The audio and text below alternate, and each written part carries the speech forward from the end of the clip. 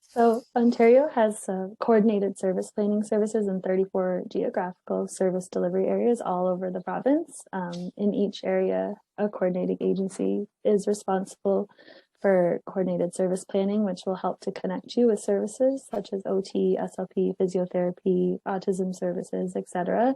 And generally these are covered by OHIP, but as you double check when you're talking with them. Your local MFRC can also help you connect to specialists or agencies in the area, and they'll have a better idea of what's out there and possibly knowledge of waitlists and such. Some of the options may be privately funded.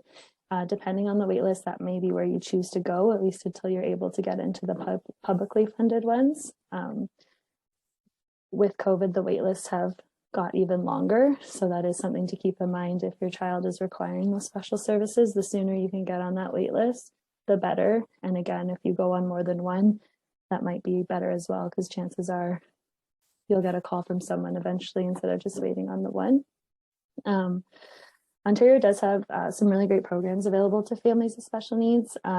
There's preschool speech and language program available to any child in Ontario from birth until they begin school.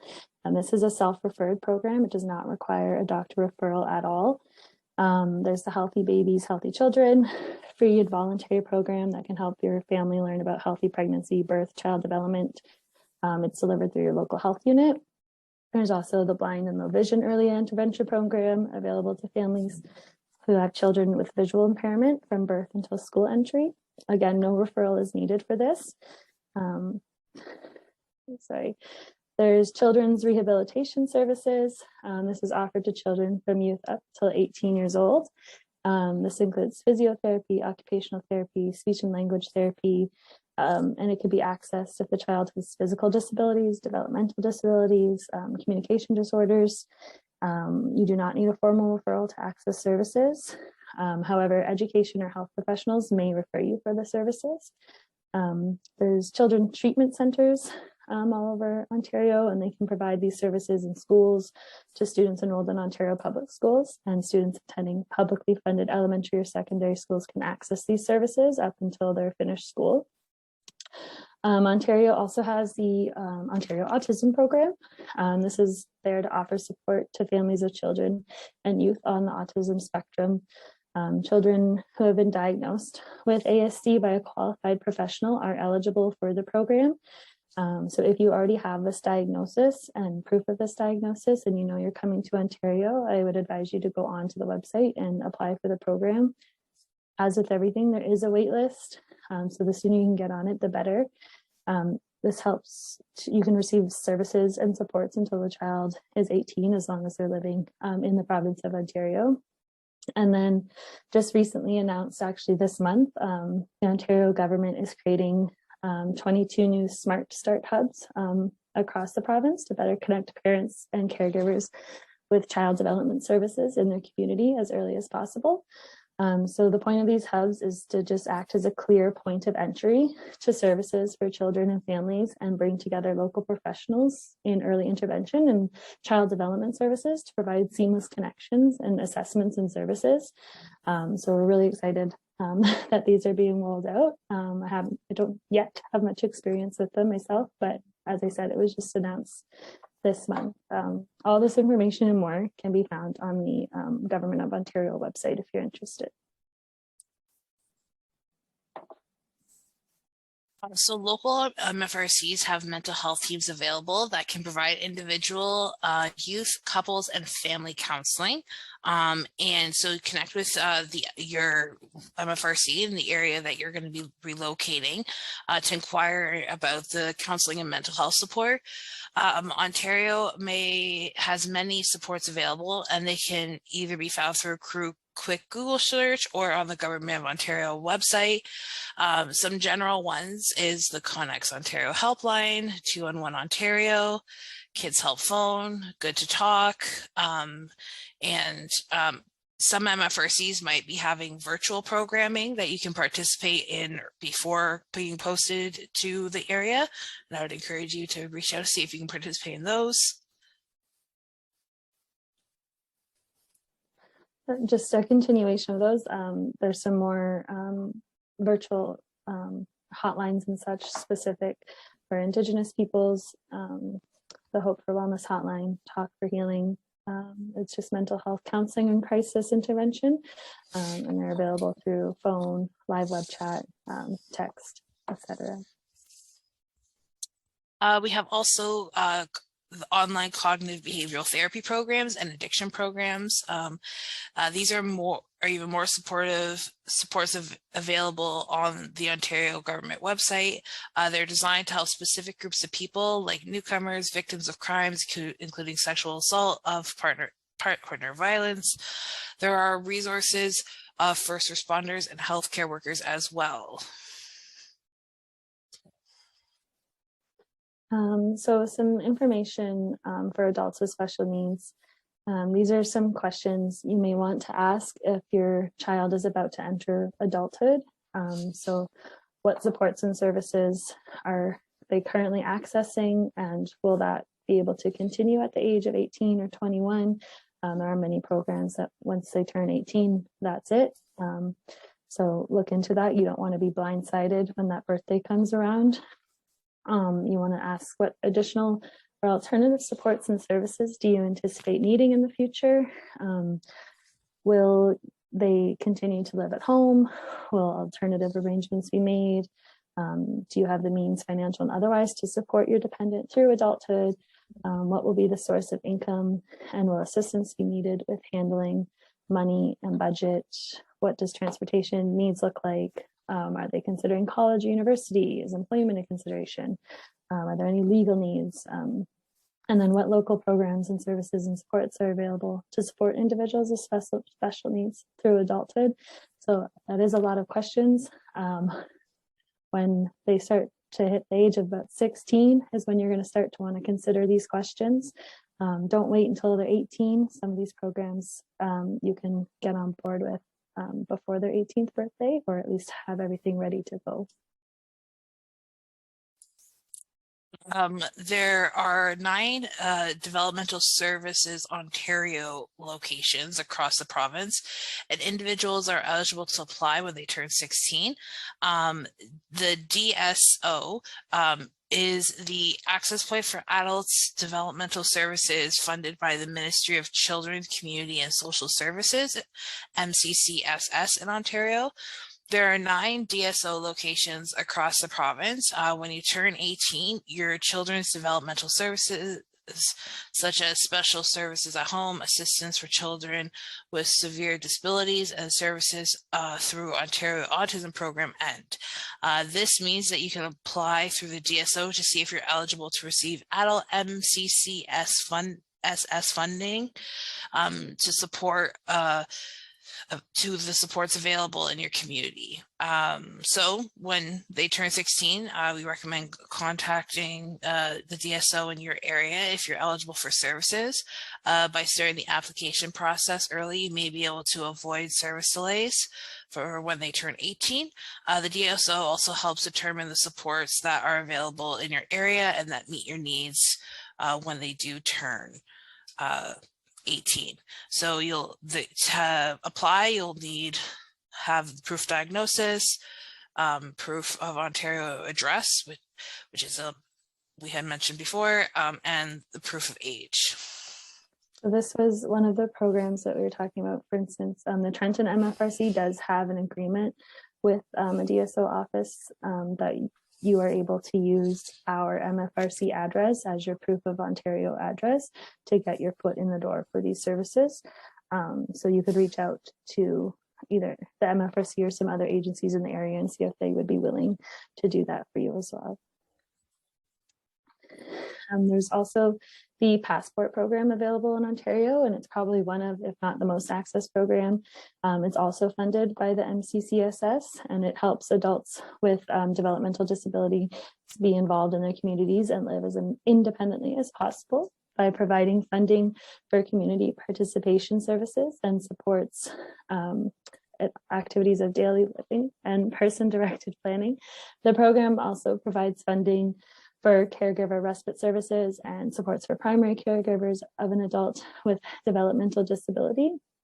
The funding can be used for community participation and activities of daily living. This is like programs, classes that can promote independence, social and life skills, participation in community activities, pre-employment and employment supports, transportation for activities like transit, mileage, or taxis, paying a support worker to help with community participation and daily living activities. It can also help cover caregiver respite, person-directed planning, and administration. So like some of the funding can cover employer costs and some administration, administrative supports, etc. There is also financial support available to family. There is funding specifically for military families, government funding, and non-government funding.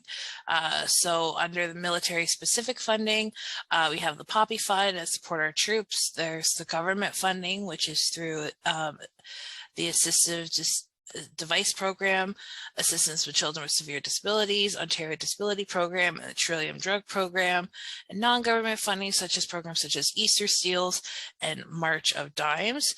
Funding is available to help costs of assessments, the travels, appointments, assistive device, lots of different things.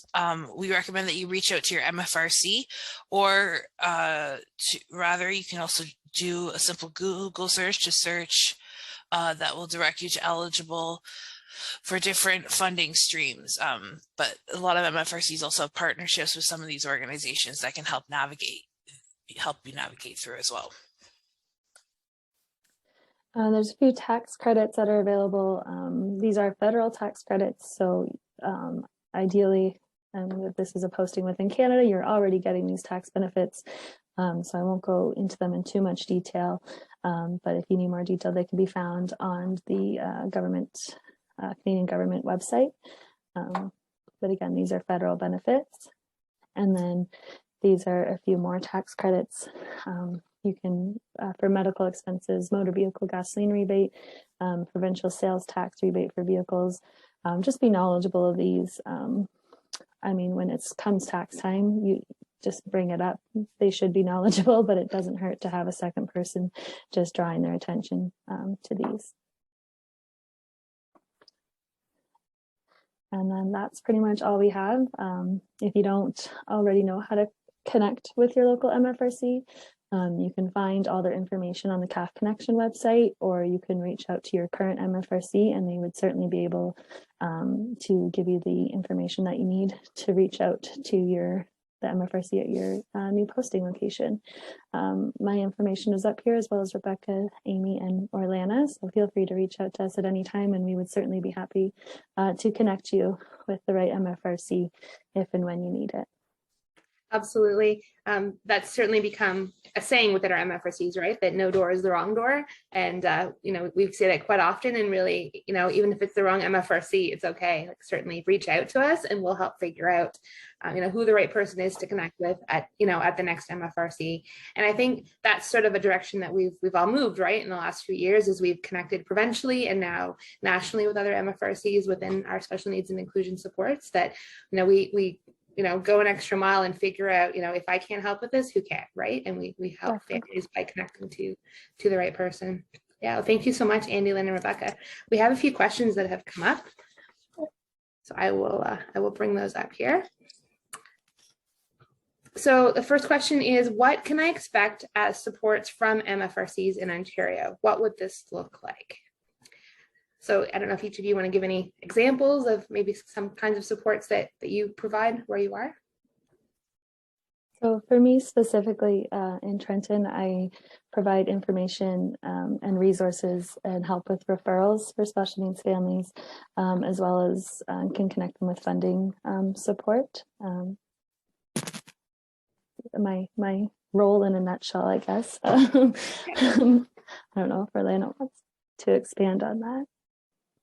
I think the big thing to keep in mind when it comes to supports for MFRCs in Ontario is that once you connect with that MFRC, they'll do basically a short version of an intake of figuring out exactly what it is that you're looking for, what your children require, what your family requires, what your expectations are, and then working from there, figure out who's best to connect you with and who's that person that can help you through that process, right? And then looking at what services and supports are available in the community in that region. Because as we've discussed throughout this, each MFRC has a very, very different community, and what those supports look like may be a little different from region to region. But that doesn't mean that those aren't available. It just might be a little different than what you're used to. So looking at what that best connection would be. We also have several programs that we run throughout the year, social skills programs, programs for siblings of those with special needs, parent support groups. And again, that'll vary from MFRC to MFRC. So however, in the age of COVID, we have adapted either virtual or sometimes even a hybrid version of these programs that might be available. So if it's not specifically available with your local MFRC, you might be able to still access it virtually. Yeah, I think that's really something that we were starting to do, pre-COVID time, right? But we've certainly been able to run with that, and have, I think, done a good job of connecting with each other to figure out who has what, or who has a great guest speaker, right? Orlando's doing a great job of figuring out like in what part of the province, where is there some great expert that we can all access. So I think that's something that we'll continue to really work hard together on to make sure that if someone's not available in my area, that families can access them from somewhere else. Sure. Rebecca, was there anything else that you would want to add that families might receive in terms of support where you are? Yeah, so I serve Southwestern Ontario, so that's all the way from Windsor to Hamilton, up to Sarnia. So we kind of are different. We don't necessarily offer in-house childcare, but we do have a lot of really strong partnerships with a lot of organizations and with actually a lot of our city managers to help navigate specific resources available to families moving into different municipalities. And we have satellite staff who have like specific knowledge of that. So we do a lot of navigational support when it comes to resources and pulling in on experts whenever possible. So that's what you get when you contact us. Fantastic. And for Petawawa, I would say the same thing. A good combination of both navigational supports and programs that we offer, between us, right, provincially. And I think one thing that we all have in common is that, when families come here, if they're looking to connect with other parents, we have some way of helping them do that, whether it's the parent support group that we offer provincially, virtually, or whether a local MFRC has that, themselves. That's certainly something that's available wherever you are, that we could connect you with other parents. Because sometimes that's the thing, right? You move to a new place and you just want to talk to other parents, and whether that's through social media or through contacting your MFRC, or just talking to your neighbors, it's kind of nice to talk to someone else who's had a similar experience, and maybe they've been in your location a little bit longer and can help you with some additional resources. Another question: will you support me with getting school set up, i.e. school meetings? Andy Lynn, do you want to comment on that one? Sure. Yes, in short, yes, we can do that. Usually I've had already a few people, when you get your posting message, reach out to me. I can certainly give you the information on all the schools in the area. And then it is kind of up to you to decide, obviously, which school works for you, and that'll obviously vary depending on where you choose to settle down and live, what school you're able to go to. But when you've made that decision, I can certainly be there to support you in school meetings and in setting that up, and just being there to kind of not necessarily to be your voice, but to help you articulate maybe what you're trying to get across, or the supports you've received in your previous school, and that sort of thing. I know Orlando has a bit more experience in this area than I do, so she might have something to add. I think the biggest thing is when it comes to the school supports and finding that information is, again, as MFRCs, we provide you guys with the information, right? So here's all the schools and all the school boards in our region. here's what they offer. You know, you pick whatever's going to be the best suited for your family. Keep in mind that depending on where you live, that may determine where you can attend school. So whether you're within that jurisdiction, whether you can use the school bus system, depending on what that looks like. So those are the kind of the key things that you want to keep in mind when you're making that decision. With regards to school meetings, this is something that I think that is a little different depending on the MFRC and what supports that they have. So some MFRCs are able to fully be there and you know, attend those school meetings with you. Some of them can do virtually, some of them will do it through consultation. So that means setting up a meeting with the MFRC staff to discuss what those what that meeting could look like, what things you want to make sure that you are bringing forward for your child, what your expectations are, and realistically what the requirements for the school board is to put those things in place, and where there might be some discrepancies, right? So also having that conversation about, you know, negotiating what is your number one priorities or your top 3 priorities. What are some things that you are willing or able to negotiate on, and what would that look like, and going from there. Rebecca, what about you?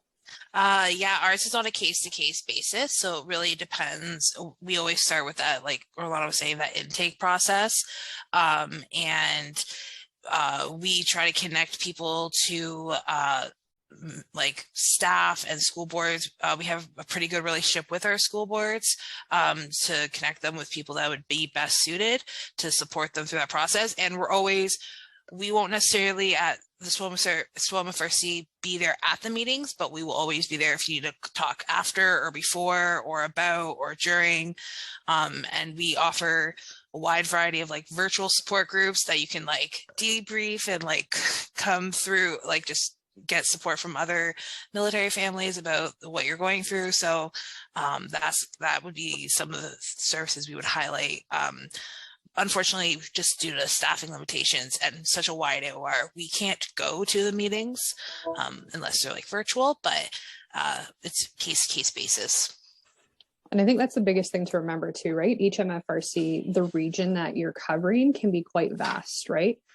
So just keeping that in mind with regards to resources, but knowing the fact that the MFRCs are still there to support you through that process to the best of their abilities. How about you, Amy? Yeah, it would be a similar response here in Petawawa. Renfrew County is quite large, so we do have a great relationship with all 4 of our local school boards.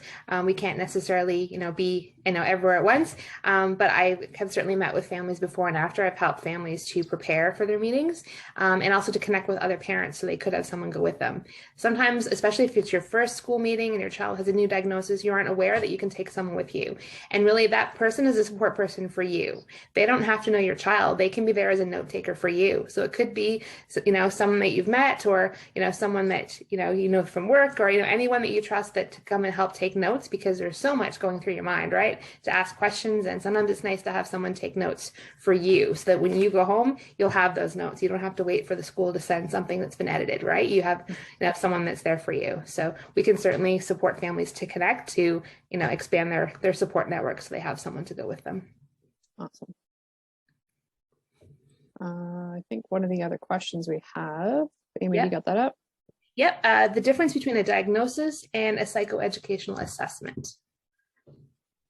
Anybody want to take that one? I think it's just paperwork.